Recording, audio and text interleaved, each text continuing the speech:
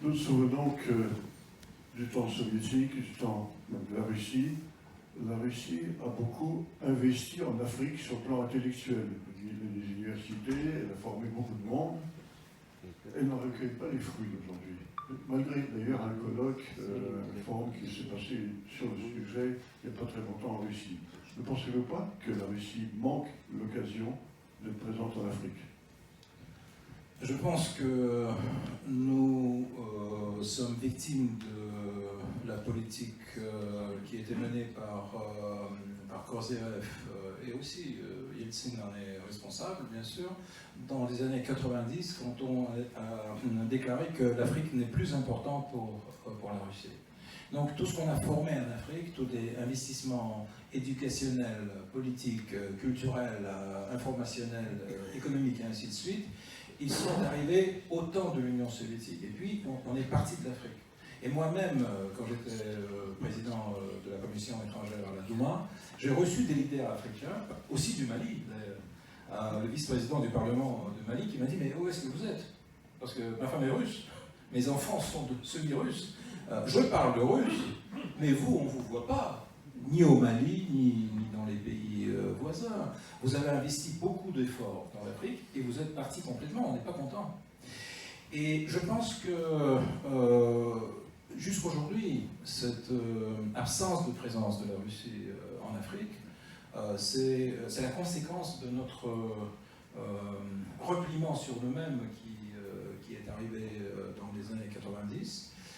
Je pense qu'il y a un besoin de présence de la Russie en Afrique, ne soit-ce que parce que les pays africains considèrent la Russie comme un partenaire naturel dans les situations où il y a une grande présence occidentale, une grande présence chinoise, d'ailleurs de plus en plus importante, une présence chinoise sur le continent. Donc la Russie peut contrebalancer certaines influences et peut donner plus de choix aux pays africains.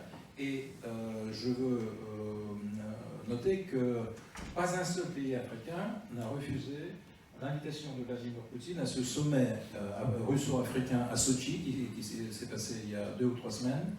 54 pays étaient présents, 43 leaders, présidents et premiers ministres, et encore 9 pays représentés, 11 pays représentés par des dirigeants des ministres des Affaires étrangères, et ainsi de suite. Donc je pense que ce sommet a une importance symbolique à coup sûr. C'est une déclaration de la part du président russe que la Russie commence son retour en Afrique. Oui, c'est un peu ce que je voulais entendre et je pense que ça nous intéresse tous. Merci. Nous arrivons donc effectivement à la fin de notre entretien. Je tiens absolument à remercier M. le ministre Pierre Chevènement. Je tiens à vous remercier, Alexis Pouchkov. Vous avez tenu la salle. Je pense que vous avez tous été très intéressés par son discours, mais vous avez surtout été intéressés par l'acquisition de son livre, qui dit un tas de choses que Pouchkov n'a pas dit aujourd'hui. N'est-ce pas? Donc ça, c'est une chose.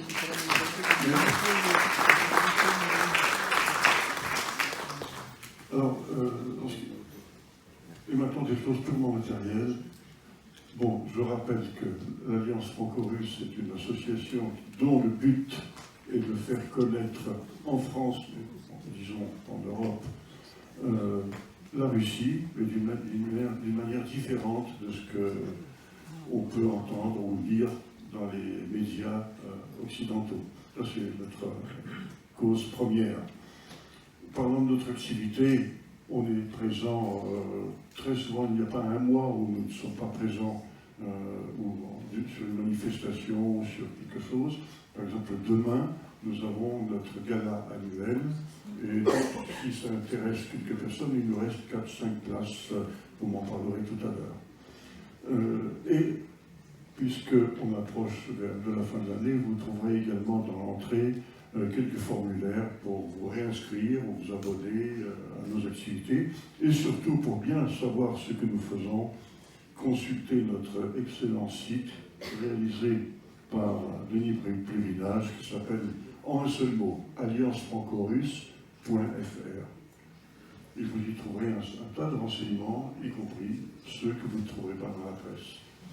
Voilà, je tiens à vous remercier et je crois que l'ambassade nous a prévu une petite collation à la sortie et pendant laquelle nous pourrons discuter, pendant laquelle nos deux auteurs, monsieur et madame Pouchkov, pourront dédicacer leurs livres respectifs. Merci.